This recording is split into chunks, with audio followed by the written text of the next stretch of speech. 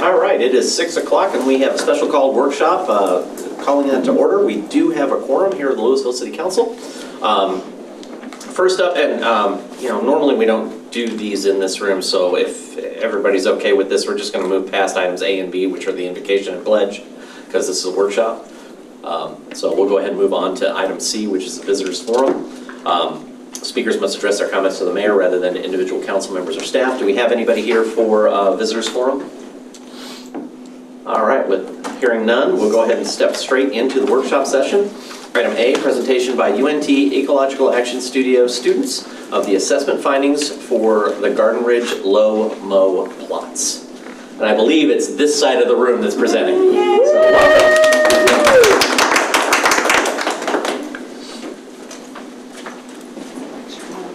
And I know this slide deck. I'm familiar with this type of deck. It's perfect.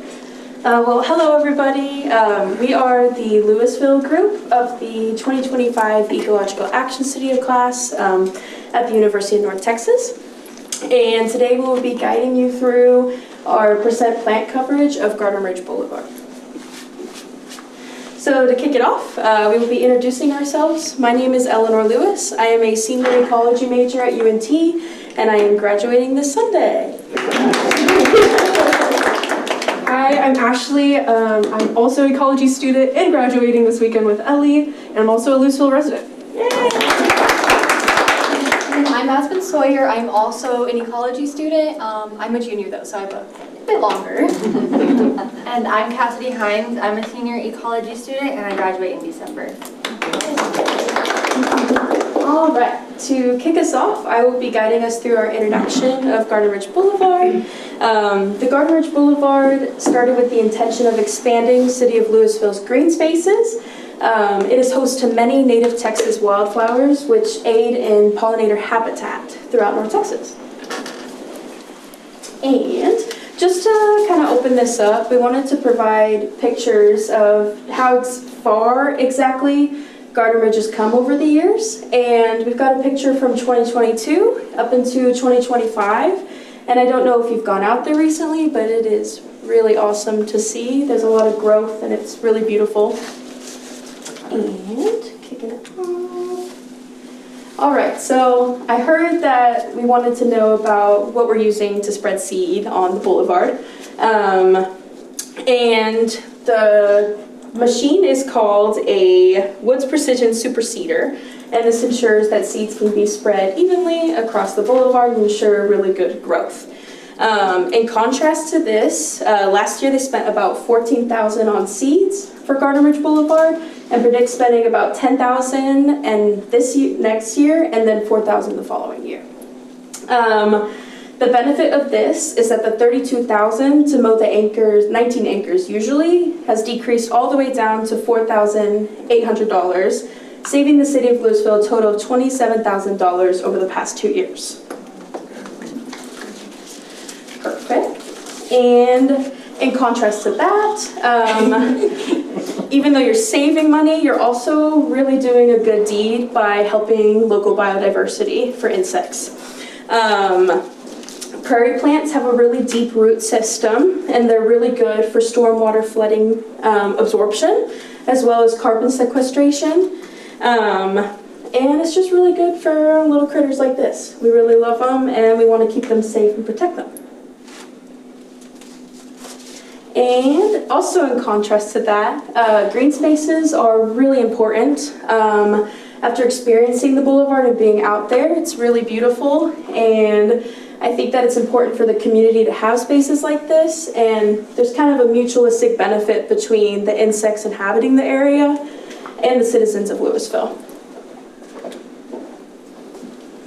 So some goals that we have for community engagement. I know we really want to get the community involved in what this project is. Our idea that we came up with is to implement butterfly benches along the trail on the boulevard. This will make it more accessible for the community to sit and enjoy what the boulevard has to provide. And it's just really good for social media outreach as well, because usually if you see a butterfly bench with flowers behind it, you're going to want to take a picture with your family and spread the word. And the last thing that I've got for you guys is a lot of the signs on the boulevard say no mow zone. We're thinking to change it to low mow zones in order to this kind of maybe create an ease of mind for people that don't know it's being mowed once a year. This is a really good opportunity, and it would educate them. And because they're mowed once a year in July or August, it's a good way to educate the community on what's happening on the boulevard. And I'm passing it off to Ashley. So I'm going to talk about where this is. I'm sure most of y'all know, but if anyone doesn't, it is in Lewisville, which is in Denton County, which is like north of DFW. It stretches about 1.5 miles. There's 19 plots in total and about 19.5 acres. It's really close to multiple elementary schools and parks. The Garden Ridge Trail runs right through it, and Sorry, can you go back? What is solarization seeding? What is that? How's that different? it's how we seeded the plot. So They're both second-year seedings, just one seeded differently? yes, Okay. yes. And you'll notice the ones that are really, really going are the third-year seeding. Yeah. All right, so we're gonna just jump right into biodiversity and how we collected those observations. We use the app iNaturalist. This QR code is actually linked to the city's page of our observations. It has been going on since 2021 of residents and UNT students' observations. And you can just see how much it has skyrocketed in the amount of taxa. So since there is so many flowers on the plots, we decided to choose 4 of our favorites, which are all each of these have one of our pressed flowers down here. So I picked the lemon bee balm because I think it's a really pretty flower. It's actually blooming right now, and it's going to be blooming until October. It actually, when it's not blooming, it also has leaves that smell like lemon if you rub your fingers on it. So it's a really good ground cover for throughout the year. And it's also a host plant for the spicebush swallowtail. Awesome, and I chose the tall poppy mallow flower. It's one of my personal favorites. I do flower pressing, and when you press it, it presses with a really vibrant, beautiful purple color. These plants are really tall and have a really deep root system. They're really great for water absorption. And most of all, they benefit pollinators such as our nectar insects, which are bees. And they're really nice. And then I chose the Texas bluebonnet because I liked how blue it is, and I like its fuzzy leaves. And it's a larval host to the hairstreak, elfin, and sulfur butterflies, which is cool. Okay. And then I chose the Texas yellow star. That is going to be this beautiful yellow plant right here. I really love the yellow. It's one of my favorite colors. And it's an annual. It blooms March through May. The genus is named after Ferdinand Jacob Lindheimer, the father of Texas botany and the first resident plant collector in Texas, which I thought was very neat. And it is easily cultivated with seed propagation, which is great for our Garden Ridge Boulevard median. So why do we care about all these native flowers and plants? Well, it's because so many of our insects rely on them. A lot of our insects lay their eggs and they only eat off of certain host plants. And why do we care about our insects? Well, because 75% of our insect biomass has declined throughout the decades, and we rely on pollinators. We wouldn't be able to survive without our pollinators. They're key for us. Also, dragonflies. They are actual natural pest controls. They eat our mosquitoes. So, all right. And then it's also beneficial for our birds. They are our birds' main resource for nutrients. They're packed with high protein, and birds with younglings mainly feed them soft-bodied insects like caterpillars, so they don't choke. And like kestrels, 74% of their diet is insect. And Cassidy actually worked with the UNT project, with the kestrel project, and she can probably tell you more than I can. Yeah, so UNT is studying right now the decline in kestrel populations. And it's really cool because the kestrels actually are resident on the Garden Ridge Boulevard, which is rare. Usually kestrels migrate north for the summer. To find a breeding resident pair in a habitat, it indicates that it's a really strong and successful habitat. And then Aspen's going to talk about our plant assessment. Okay, wonderful. Thank you so much. Okay, so first we're going to look at our second year plant assessments. We are going to be looking at plots 8, 9, 15, and 16, and it is going to all have a little star designated next to it so you know which plots we are talking about. First, I'm going to cover the 10 most abundant plant species that we found at the second year plots. We had a very high abundance of field madder, which is an invasive species. However, I will say that pollinators really like field madder because they have longer bloom times than a lot of native plants. So they'll use them year-round even though they are invasive. And they are also such a small plant that it's very hard to mitigate them, and they're just kind of everywhere.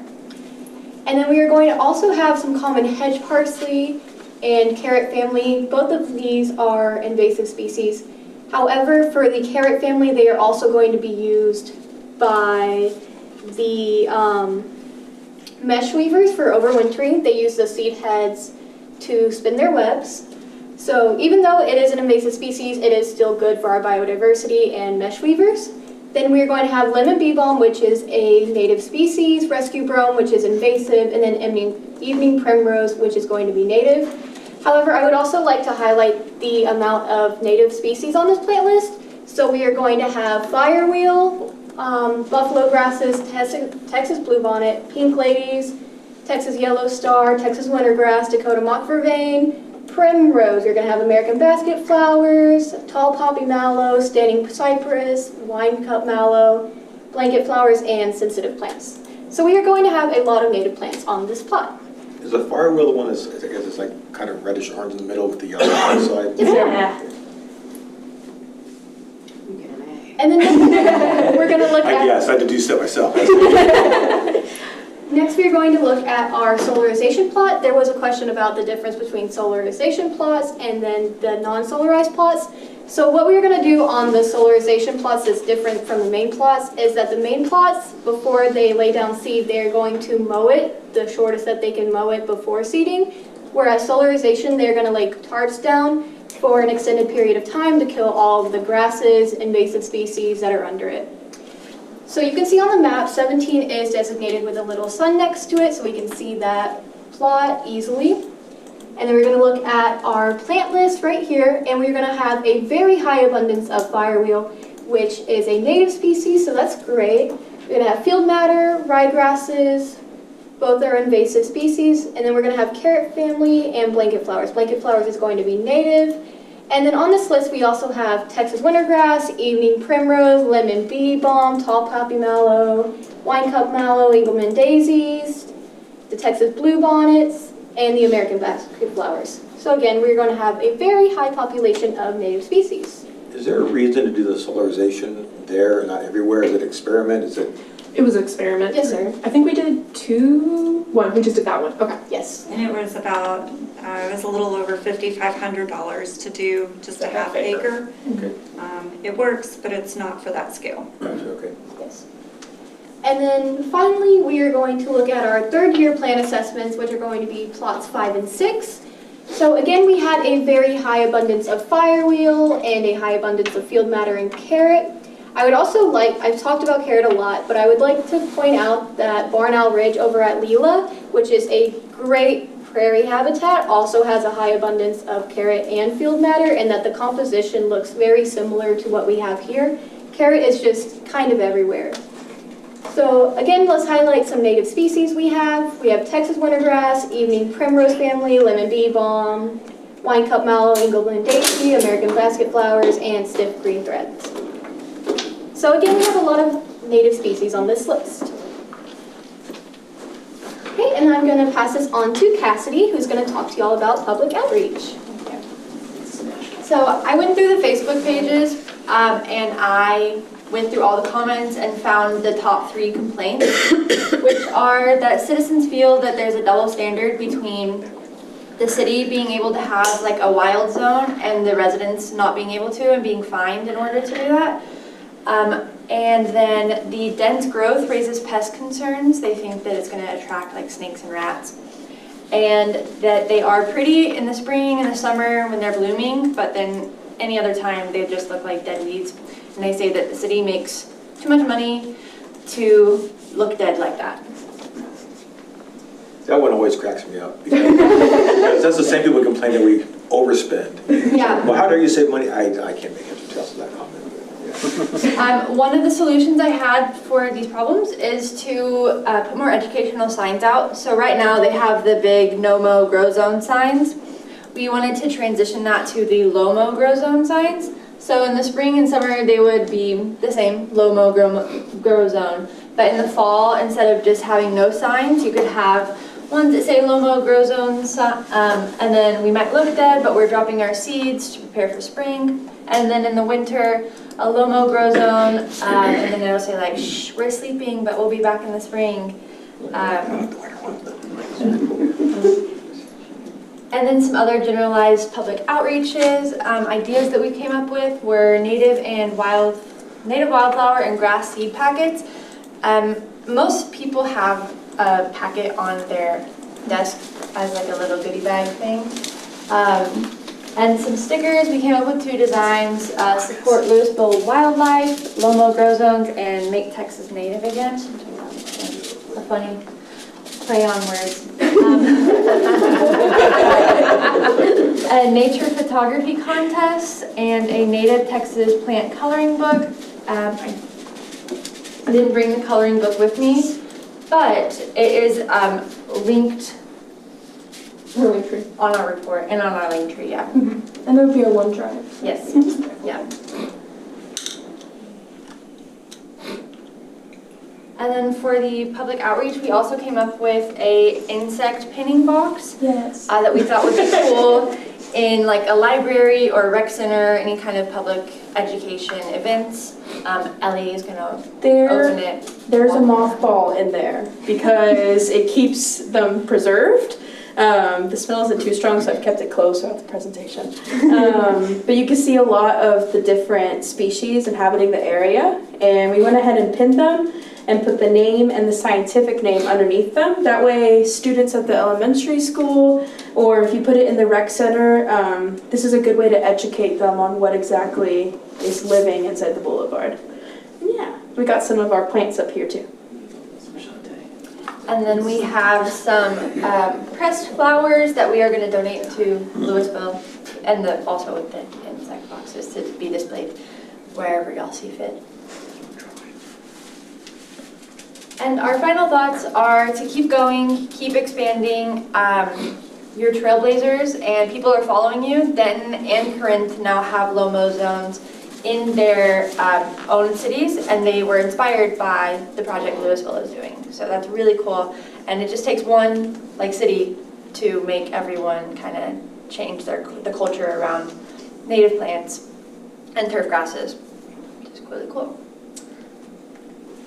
And with that, are there any questions?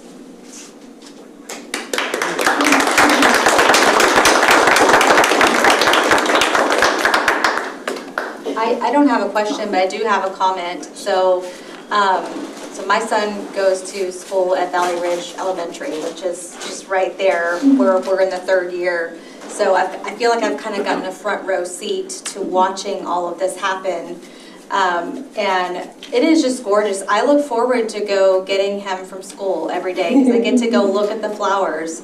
And whenever I drive through there, I'm proud. I'm proud of our city.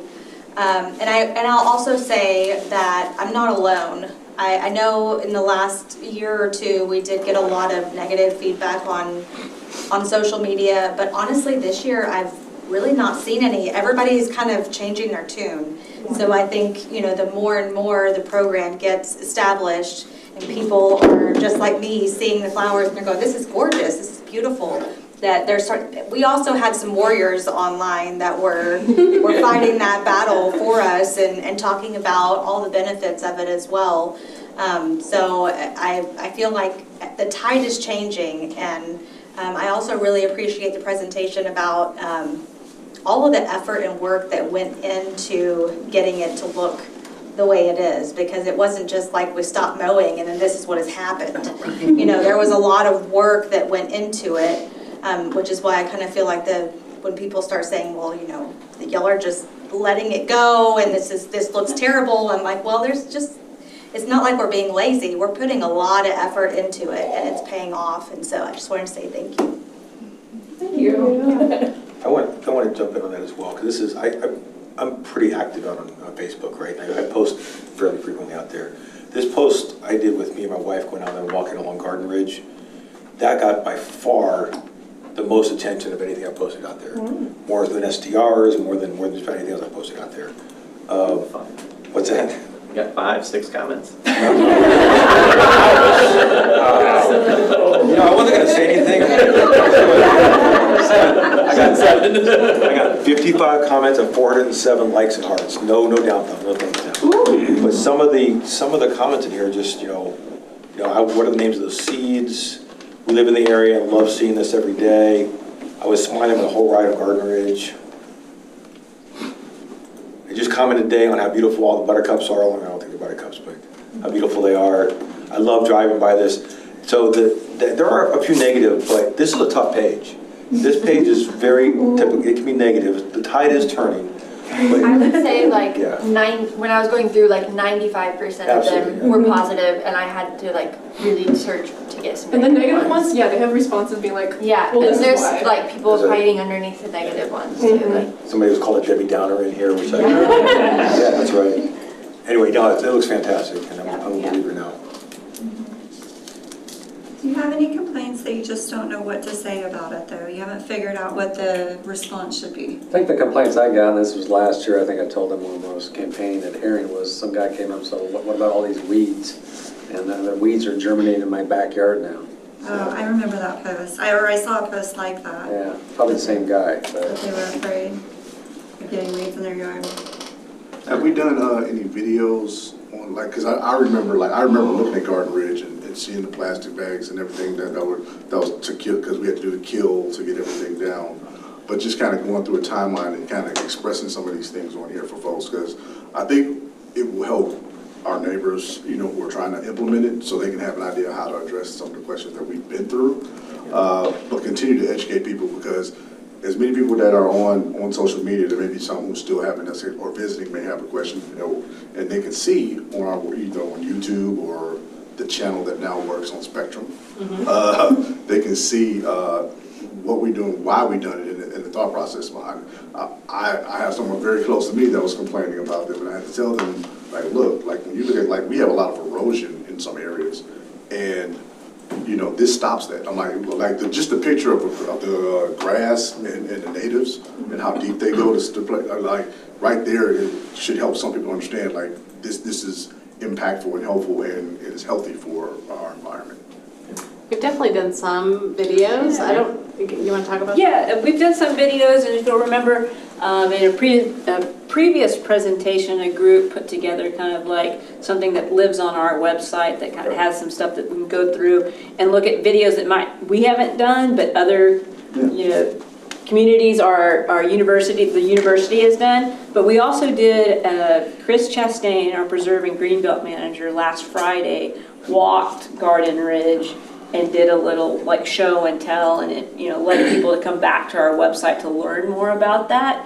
And I think we're just gonna make that kind of like a regular cadence. I really like some of the ideas about how we might, over the course of the year, change the signs out there a little bit so that they don't just become noise and it changes a little bit. We might even change the background color so that it really triggers you to look at it. So we're heading that way. And populating more and more. One other quick question. I noticed people were taking the pictures, like the bluebonnet pictures. Maybe we can have a little selfie area where they can kind of get, where they're not just sitting on the plants, but they can have a little air carve out, very small, so they can get behind it and get a nice picture. So if you've gone out there recently, we just put up some interpretive signage out there that was inspired by the last presentation. And one of the things that we have is a place that you can set your cell phone and take a picture and then upload it to a site that, so over the course of the year, you can see it changing from different people's phones. And then we'll have a repository of over the years how much it's developed and changed and what we're seeing from the exact same place. And y'all can start a hashtag or something, so you guys can repost it on your Instagram stories and stuff. Yeah. Where is that located exactly? On Garden Ridge. It's like where the trail, I believe it's where the trail sign is, right? Yeah. So Where is that? Down near LL Woods. Woods, where Okay. Woods crosses. And there is one sign up near where you're driving through, Okay. close to the elementary school. Okay. I think the photos are a really great idea because you have a slide, I don't know if you saw it, but there was a slide of it just as mowed grass, and then there's the slide of it as it is today. I think back to the photos of Old Town Lewisville in 2003, 2004, and now what it is today, and people don't remember what it used to be, and they're like, I have nostalgia for the thing on the left. No, you don't. You don't. I need that. I need to show that picture to my wife. Yeah. So you got a doubt or two. We had no people walking through there. We had no activity going through there. I know because it's not far from my neighborhood, and I do the LL Woods Trail. Now we have a lovely trail through there. We have all of this visual. It's just and people are using it. I'm out there all the time, and people are using it. So it's a great thing that you guys are doing, and you're giving us the data to support this, because there are a lot of folks that sit at these tables in other cities that have to make these decisions, and it's easier if we have data as opposed to a feeling. I'm sorry, but it's tough to do public policy based on your feelings. We won't go into that. So I want to thank you guys for that piece of it. I was with Dr. Sly last night talking to the Texas Master Naturalists, and what you guys are doing is inspiring folks who have been master naturalists, and you think they already are pretty inspired, right? But yeah, I'm getting emails and calls all day today from folks that were there last night saying, hey, this was great, I need this, I need that, you've inspired me to go back to it. We had Carrollton and Farmers Branch, their mayor and their director of, their Parks Board chair, that were there last night. So understand that, while you guys are just, you're planting seeds and then you're moving on, you have done something really amazing for my community, and it is absolutely impacting North Texas. Awesome. Thank you. So I'd like to highlight Pat Thompson too, because there's cities like Fort Worth and Denton and Corinth have been asking what exactly y'all did. And I have to ask Pat, okay, give me the protocol, like right here of what you're doing now. And so Pat himself is really leading the way in understanding how municipalities can do this very effectively with cost savings.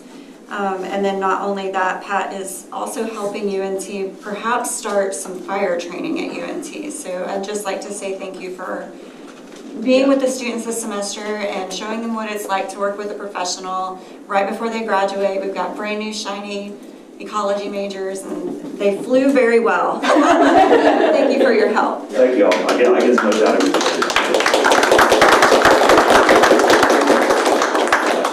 Staff has taken it and run with it, so it's a great stewardship. What other one? Questions, comments, concerns? You have any questions for us? Thank you. You're welcome. The Ecological Action Studio is a class that I'm now teaching every spring, and so we can do this again. Or I can have the insect class and do a BioBlitz. That might even be more appropriate in the fall, or we can do both. So we can just keep on assessing this to make sure that it's doing well. We love the partnership. We are absolutely appreciative of UNT and investing the resources in our community. Keep it going. Let me know how we can help. We want more of these. Yeah. I have a question. Got a hand back there. So I live in a neighborhood, and so does the neighborhood have access to a group of students to come out and assess? Ooh, that's a great question. Yes, absolutely, 100%. So we have a group at UNT called the Society for Ecological Restoration, and it's the largest SIR chapter in the world at UNT. And we've done this several ways, where either it can just be a volunteer group. We also have a donation page where we have had community members give a donation. The students go and assess the yard. have look-see at it, even help pick out the plants, help them install it, and then the homeowner gives a donation to like the pollinator prayer or something that we can use back to send them to conferences. And I'm talking more, I'm in a gated community and it's a big park with a lake and just, we got erosion and all that information and stuff too. So it would be on a bigger scale more than just a home. But Yeah, and then if it creeps up too much, I mean, this project for the interns for 9 months plus me just helping was, I think we did, what, Stacy, 25? Was it 25 or 30 grand? So if it was something very large and we needed to really pay students to do it, which is what I prefer to do, you know, themselves, then we could talk about that too. But there's also ways to engage with Texas Master Naturalists. Yes. There's DIY types of options. I mean, when you, from the city perspective, when you put that as a private property, there are some challenges there. But that doesn't mean you can't tap into city staff and get education and information that can help you deal with it as part of your community. Go out there and make it happen. You guys are awesome. Yay! Who would like this? Shante Akathia. You said what? we have One of our staff members. She loves the outdoors. She's a big fan of insects. I can leave it on her This desk. is going to be, Does anyone want to look closer after? Yeah, we would love If to. you don't mind the smell, I don't mind. It's not that bad. It's homey. Do you want to pass this around? Wait, video of Chantel. Don't tell me what's in there, just. I saw my first poppy mallow. Awesome. Last It's week. beautiful. So I took a picture of it as I was driving by. I'm like, I have no idea what this is. I'm interested in that. my neighbor, yes, attorney. Okay. Yeah, I think at this point we are going to adjourn. So what time is it? We are at 7:32.